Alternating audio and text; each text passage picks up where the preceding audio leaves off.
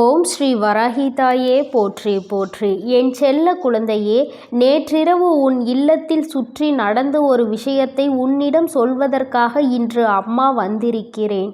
என் குழந்தையே, நீ வெளியில் நடந்தது என்னவென்று அறியாமல் இருக்கின்றாய் அல்லவா? இப்பொழுது கூட நான் உன்னிடம் அதை சொல்ல வர வேண்டாம். ஆனால் நான் உன்னிடம் சொல்ல வருவதற்கு ஒரு காரணம் உண்டு. என் குழந்தையே, உன்னை சுற்றி யார் என்ன செய்து கொண்டிருக்கிறார்கள், உன்னை பற்றி அவர்கள் மனதில் என்ன நினைத்து கொண்டிருக்கிறார்கள் என்பதை நீ அறிய வேண்டும் அல்லவா? இந்த வராகியானவள் உன் வாழ்க்கையில் உனக்கு எதுவும் செய்யவில்லை என்று நினைத்து கொண்டிருக்கிறாய் அல்லவா? நான் உனக்காக என்ன செய்கிறேன் என்பதை நீ தெரிந்து கொள்ள வேண்டும். இவை எல்லாவற்றிற்காகவும் தான் இப்பொழுது உனக்கு அந்த விஷயத்தை தெரிவிப்பதற்காக அம்மா வந்திருக்கிறேன். என் குழந்தையே, இதை கண்டு நீ பயம் கொள்ளவும் கலங்கி போகவும் வேண்டாம். ஏனென்றால் அந்த விஷயத்தை நான் ஒரு முடிவுக்கு கொண்டு வந்து விட்டேன். தெரிந்து கொள்ள வேண்டிய கட்டாயத்தில் நீ நின்று கொண்டிருக்கிறாய்.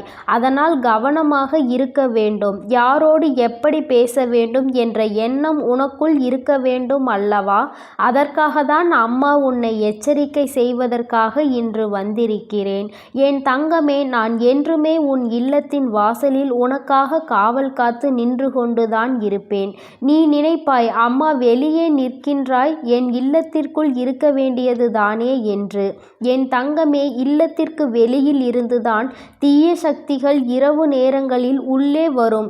நான் அவர்களை தடுத்து நிறுத்துவதற்காக தான், அங்கேயே விரட்டி அடிப்பதற்காக தான் எப்பொழுதுமே உன் இல்லத்தை சுற்றி காவல் காத்து கொண்டு நிற்பேன். என் குழந்தைக்கு எந்த பாதிப்புகளும் யாராலும் வந்துவிடக் கூடாது அல்லவா? அதற்காக தான் நான் காவலுக்காக நின்று கொண்டிருந்தேன். என் தங்கமே, நேற்று இரவு நடந்த விஷயம் உன் தாயானவள் எனக்கே ஒரு அதிர்வை ஏற்படுத்தியதுதான். ஏனென்றால் நான் இது போன்ற ஒரு நிகழ்வை எதிர்பார்க்கவில்லை. என் குழந்தை யாருக்கும் எப்போதும் எந்த ஒரு துரோகத்தையும் செய்ய நினைக்காத குழந்தை. யார் மனதையும் புண்படுத்தக்கூடாது என்பதில் தெளிவாக இருக்கக்கூடிய குழந்தை. தான் உண்டு, தன் வேலை உண்டு, தான் எடுக்கின்ற முயற்சிகளில் வெற்றி பெற வேண்டும், யாரையும் காயப்படுத்தக்கூடாது என்று மனதளவில் எப்பொழுதும் இருக்கக்கூடிய என் குழந்தைக்காக இப்படி ஒருவர் இது போன்ற செயலை செய்துவிட்டார் என்று என்னாலே அதனை தாங்கிக் கொள்ள முடியவில்லை. தங்கமே, நான் சொல்கின்ற பொழுது நீ பயப்பட வேண்டும் என்று நான் இதை சொல்லவில்லை. என் குழந்தைக்கு மனதிற்குள் எல்லோரையும் நம்பக்கூடாது என்ற எண்ணம் வருவதற்காக மட்டும்தான் நான் உன்னோடு இதனை பகிர்ந்து கொள்கிறேன் என்பதை நீ தெளிவாக பதிய வைத்துக்கொள். என் தங்கமே, அங்கே ஒருவர் வந்து கொண்டிருந்தால் உன் இல்லத்தின் அருகில் வந்தவுடன் அவர் ஒருவரை அழைத்தார். சுற்றி முற்றிலும் பார்த்துவிட்டு அவர் உனக்காக அங்கே செய்வினைகளை செய்ய ஆரம்பித்து விட்டார். என் தங்கமே, நானும் யாரோ எங்கோ செல்கின்றார்கள் போல என்று நினைத்து முதலில் நான் பாட்டுக்கு இருந்து விட்டேன். அதன் பிறகுதான் தெரிந்தது அவருடன் வந்தவர் செய்வினைகளை செய்பவர் என்று. அவர் ஒரு தீய சக்தியை கொண்டவர் என்பதை நான் புரிந்து கொண்டேன். நான் உடனே அங்கிருந்து சென்று அவர் முன்னால் நின்று என்ன செய்கிறாய் என்று கேட்டேன். உடனே அவர் என்னை பார்த்தவுடன், நீ யார், நீ ஏன் இதையெல்லாம் கேட்கிறாய் என்று கேட்டார். அது தெரியவில்லையா உனக்கு? நான் தான் இந்த குடும்பத்தை காவல் காத்து நிற்கின்ற தெய்வம், நீ என்ன செய்ய வந்திருக்கிறாய் என்றேன். ஆனாலும் அவருக்கு நான் யார் என்று புலப்படவில்லை. முதலில் என்னிடம் அதிகார தோரணையாக பேச ஆரம்பித்தார். நான் இவர்கள் குடும்பத்தை அழிக்க வந்தவன், நான் நிச்சயமாக இவர்கள் குடும்பத்தை அழித்துவிட்டுதான் செல்வேன் என்று கூறினார். அவருடன் இருந்தவரோ, யார் அவரை அழைத்து வந்தாரோ அவர் முதலில் அங்கிருந்து ஓடிவிட்டார். அந்த செய்வினைகளை செய்ய வந்தவர் மட்டுமே என்னோடு பேசிக் கொண்டிருந்தார். என் குழந்தையே, அவர் ஒரு தீய சக்தி என்பதால் என் முன்னால் நின்று பேசிக் கொண்டிருந்தார். ஆனால் உனக்கு செய்வினைகளை செய்ய வந்தவர் சாதாரண மனிதர் என்பதால் என் முன்னால் நிற்க முடியாமல் ஓடிவிட்டார். என் தங்கமே, அந்த செய்வினைகளை செய்ய வந்தவர் என்னிடம் சொல்லிய ஒரு விஷயம் எனக்கு நிச்சயமாக அதிர்ச்சியை ஏற்படுத்தியது. அவர் என்னிடம் சொல்லியது என்ன தெரியுமா? அவரை அழைத்து வந்தவர் உன் குடும்பத்தை அழிக்க சொல்லி இருக்கான். குடும்பத்தில் எந்த ஒரு உயிரும் தப்பக்கூடாது என்று சொல்லியிருக்கின்றார். என் தங்கமே, இது எத்தனை பெரிய பாவம் என்பதை அறியாமல் அவர் செய்ய சொல்லி இருக்கின்றார். ஆனால் செய்ய வந்தவருக்கோ திடீரென தடுமாற்றம் ஏற்பட்டிருக்கின்றது. அதனால்தான் அவர் செய்ய நினைக்கின்ற பொழுது மிகப்பெரிய மனக்குழப்பமும் இருந்திருக்கிறது.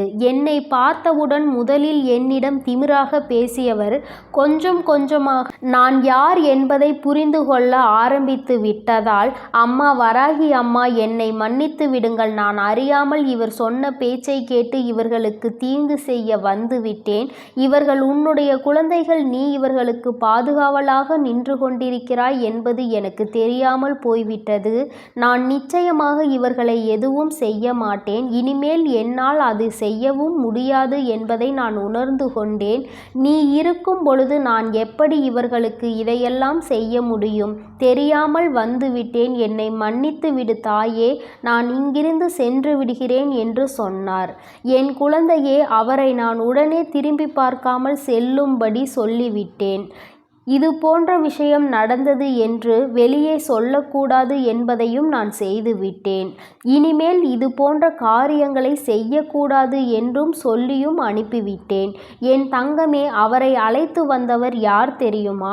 உனக்கு மிகவும் நெருக்கமானவர். முன்பு ஒரு நாள் உன்னோடு மிகவும் நெருக்கமான அன்போடு இருந்தவர். ஆனால் இப்பொழுது அவருக்கும் உனக்கும் இடையில் மனஸ்தாபங்கள் ஏற்பட்டிருக்கிறது. முதலில் சிறிதாக ஏற்பட்ட அது மிக பெரிதாக விரிசல் அடைந்து விட்டது. இருவரும் ஒருவருக்கொருவர் பார்த்து கொண்டால் கூட பேசுவது கிடையாது. அவர் யாரோ நீ யாரோ என்கின்ற மனநிலையில் இருந்து கொண்டிருக்கிறீர்கள். என் குழந்தையே, நீயோ அவர் செய்த துரோகத்தை மறந்து விட்டாய்.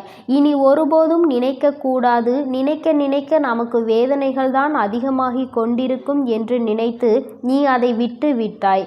ஆனால் அவரோ இதை பற்றி எப்பொழுதும் சிந்தித்து கொண்டு எப்படியாவது உன்னை பழிவாங்கி விட வேண்டும் என்று நினைத்து அதற்காக என்ன செய்ய வேண்டும் என்பதில் மட்டுமே சிந்தனையை வைத்து கொண்டிருக்கிறார். என் தங்கமே, உன்னை போலவே எல்லோரும் நல்லவர்களாக இருப்பார்கள் என்று எப்பொழுதும் நீ நினைக்கக்கூடாது. ஏனென்றால் எல்லோருமே ஒன்று போல் எப்பொழுதும் நினைப்பது கிடையாது. நீ மன்னிக்கின்ற மனப்பக்குவத்தை கொண்டிருக்கிறாய். அவர் பழிவாங்கும் மனப்பக்குவத்தை கொண்டிருக்கிறார்கள். ஆனாலும் இந்த அளவிற்கு இறங்கி செய்வார்கள் என்று நான் எதிர்பார்க்கவில்லை. நீயும் எதிர்பார்த்திருக்க மாட்டாய்.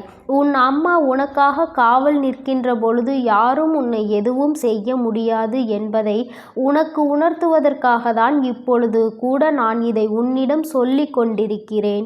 என் தங்கமே, யார் அவர் என்பதை நன்றாக உணர்ந்து கொண்டு அவரிடம் நீ கவனமாக இருக்க வேண்டும். கவனம் என்றால் நான் உன்னை பயப்பட சொல்லவில்லை. இனிமேல் எப்பொழுதுமே இவரிடம் எந்த ஒரு உறவையும் வளர்த்து கொள்ளக்கூடாது. உனக்கான நட்பு இது கிடையாது. மீண்டும் இந்த நட்பை துளிரவிட வேண்டும் என்று நினைத்திருந்தால் நீ அதை வேரிலேயே தகர்த்தெறிந்து விட வேண்டும். ஏனென்றால் இது போன்ற எண்ணங்களை கொண்டவர்கள் நாளை எதையும் செய்ய துணிந்தவர்களாக மாறிவிடுவார்கள். உன்னை மட்டும் அவர் வேறறுக்க நினைக்கவில்லை.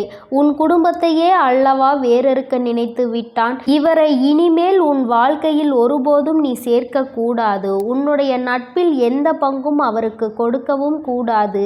இது போன்ற ஒரு நட்பினை இழந்ததற்காக காலம் முழுவதும் அனுபவிக்கப் போகிறான். என் தங்கமே, நான் இப்பொழுது இதை இப்படியே விட்டுவிடப் போவது கிடையாது. இந்த தாயானவள் அவரை நிச்சயமாக நல்லபடியான அறிவுரை வழங்க நினைப்பேன் என்று நினைக்காதே. அறிவுரை வழங்க வேண்டிய கட்டத்தை அவர் தாண்டி விட்டார். அறிவுரை வழங்குவது என்றால் இந்த செயலை எல்லாம் செய்ய நினைக்கும் பொழுது அவர் திருந்தி இருப்பார். ஆனால் இப்பொழுது இருக்கின்ற சூழ்நிலையை பார்த்தால் அவர் எல்லையை கடந்து சென்று விட்டார். அவர் தப்பித்து கொள்ள வேண்டுமானால் உன் காலடியில் விழுந்து உன்னிடம் மன்னிப்பு கேட்க வேண்டும். அதுவும் மனதார கேட்க வேண்டும். அதற்கான சூழ்நிலை அவர் வாழ்க்கையில் வரப்போகின்றது. நான் கொடுக்கின்ற அந்த வாய்ப்பையும் அவர் பயன்படுத்தி கொள்ளவில்லை என்றால் இனிமேல் அவர் வாழ்க்கையை யாராலும் காப்பாற்ற முடியாது. யாரும் அதனை மீட்டு கொடுக்கவும் முடியாது. அவர் படுகின்ற கஷ்டத்தை பார்த்து என்னுடைய நல்ல குழந்தை, நீ என்னிடம் வந்து அவரை எதுவும் செய்யாதீர்கள், காப்பாற்றுங்கள் என்று கேட்டுவிடாதே. நான் மிகுந்த கோபத்தில் காலத்தில் அவரை தண்டிக்க காத்து கொண்டிருக்கிறேன். என் குழந்தையே, நிச்சயமாக நீ எந்த காலத்திலும் இது போன்ற ஒரு காரியத்தை செய்ய துணிந்து விடாதே. ஏனென்றால் அவரவர் செய்த காரியத்திற்கான பலனை நிச்சயமாக அவர் அனுபவித்தால் மட்டுமே திரும்ப நல்ல பிள்ளையாக இந்த உலகத்தில் வாழ முடியும். இல்லையேல் இந்த வாழ்க்கை இன்று நினைக்கின்ற அளவிற்கு நிச்சயமாக அவரால் நன்றாக வாழ முடியாது. என் செல்ல குழந்தையே, இந்த வராகி அம்மாவினுடைய ஆசீர்வாதங்கள் உனக்கு எப்பொழுதும் முழுமையாக உண்டு. அதனால் நீ எதற்காகவும் பயப்படாதே, எதை நினைத்தும் கலங்காதே. உன்னோடு நான் இருந்து உனக்கான அனைத்தையும் நான் பார்த்து கொள்வேன். எப்பொழுதும் உனக்கு காவலாகவும் உன் வீட்டிற்கு காவலாகவும் நான் நின்று கொண்டிருக்கிறேன் என்பதை நீ மறந்துவிடாதே. என் தங்க பிள்ளையே, நீ நல்லதையே நினை. உன் வாழ்வில் எப்பொழுதும் நான் உனக்கு நல்லதை மட்டுமே செய்து கொடுக்கிறேன். ஓம் ஸ்ரீ வராகி தாயே போற்றி போற்றி. ஓம் ஸ்ரீ வராகி தாயே போற்றி போற்றி.